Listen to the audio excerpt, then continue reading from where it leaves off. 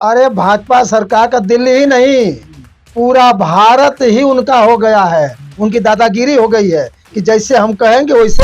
आए मेरे समाज के लोगों, दलितों, पिछड़ों, और आप लोग इस जग जाओ, सत्य को जानो, तब प्राण प्रतिष्ठा कैसे पड़ जाएगी किसी पत्थर में। पत्थर में कहीं प्राण प्रतिष्ठा पड़ती है?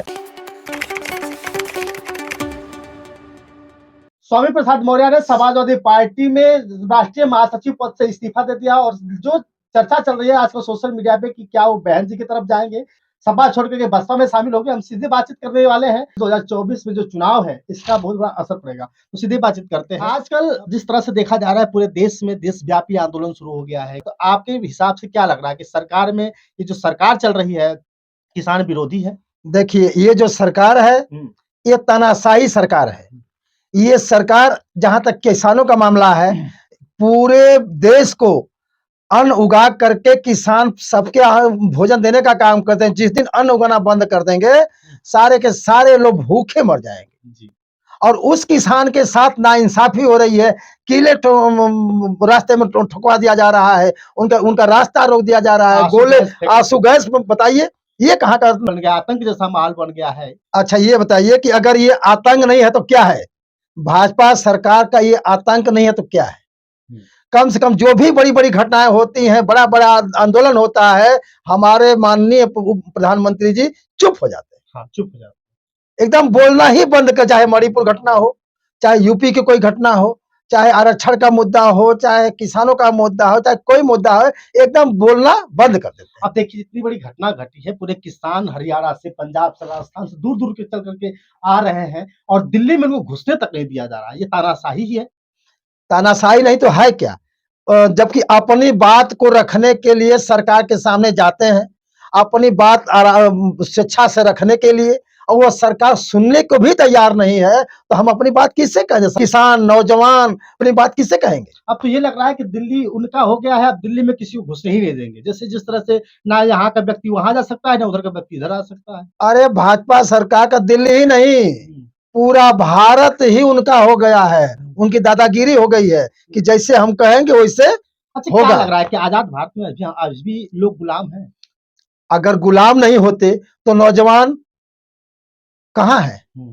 न उनके पास, जबकि शिक्षा जो है नौजवानों की, एजुकेशन पर 18% जीएसटी लगी हुई है।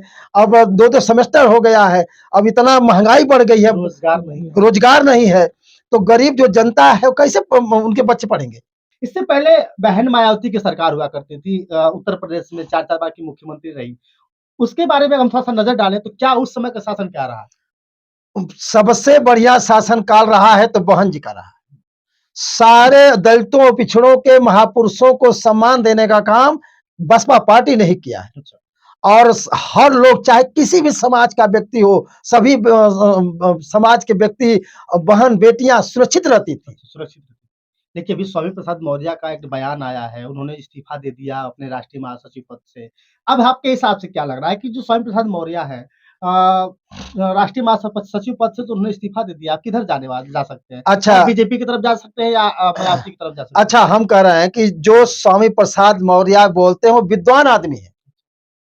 बुद्ध के विचारों को, अम्बेडकर के विचारों को, दलितों, महापुरुषों के विचारों को पढ़ने का काम करते हैं और पढ़ कर सत्य बोलने का काम करते हैं। जब सत्य बोलने के लिए जिस पार्टी में सपा के साथ, सपा उनकी साथ नहीं देगी तो कौन साथ देगा? श्री रामचंद्र के अंदर जो प्राण प्रतिष्ठा डाली जा रही थी, उस पे भी सवाल खड़ा कर दिया था उन्होंने। अच्छा, हम कह रहे हैं कि प्राण प्रतिष्ठा की बात है। प्राण प्रतिष्ठा कैसे पड़ जाएगी किसी पत्थर में? पत्थर में कहीं प्राण प्रतिष्ठा पड़ती है? चाहे किसी की ही प्रतिमा लगी हुई हो, किसी की मूर्ति लगी, उसमें प्राण प्रतिष्ठा कैसे पड़ेगी? ये कोई सवाल नहीं है। तो आपके हिसाब क्या लगता है, स्वामी प्रसाद मौर्य बसपा को छोड़ करके बीजेपी में शामिल हुए थे, फिर अब सपा से तकरार हो गया, समाजवादी पार्टी के लोगों से तकरार हो गया, तो क्या लग रहा है बसपा में जाना उनका ये उचित होगा या बीजेपी में जाएंगे तब? देखिए मेरे समाज के लोगों, दलितों, पिछड़ों, और आप लोग इस जग जाओ, सत्य को जानो, तब मानो। स्वामी प्रसाद मौर्य भी कहते हैं कि नहीं, 85 85 हमारा है और 15 में बंटवारा है। जिस समय मानव कांसी राम साहब रहा करते थे उस समय 85 की बात करते थे।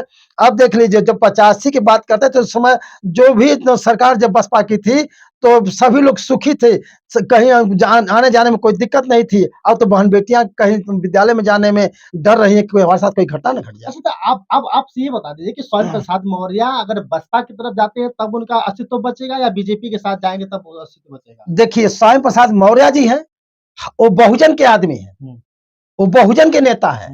अब भाजपा तानाशाही वाली पार्टी है। प्रसाद मौर्य हम जब भी रहेंगे तो बहुजनों के साथ, बसपा के साथ रहने का काम करेंगे और उसी में उनकी भलाई है। राजभर की बात करें, नीतीश जी की बात करें, जयंत जी की बात करें, ये लोग जो बहुजन के नेता हैं, विधायक बनते हैं, सांसद बनते हैं, फिर इसके बाद जनता का साथ छोड़ के दूसरे की तरफ चले जाते हैं, ऐसा क्यों? अच्छा, हम कह रहे हैं कि जब चुनाव लड़ते हैं तो बहुजनों की बात करते हैं, अपने समाज की बात करते हैं, और जब चुनाव जीत कर चले जाते हैं तो वहां जाने के बाद संसद बोलती बंद हो जाती है। अपने समाज की बात एक भी बात नहीं उठाते हैं ये बहुजन के लोग, और जाकर भाजपा में क्या करेंगे? ईडी सीबीआई के डर से जाते हैं या कुछ और? देखिए अब वो जो सीबीआई की डर है, कब तक ये भाजपा वाला डर दिखाते रहेंगे? जब पूरा बहुजन जाग जाएगा तो सीबीआई और ईडी की नहीं चलेगी।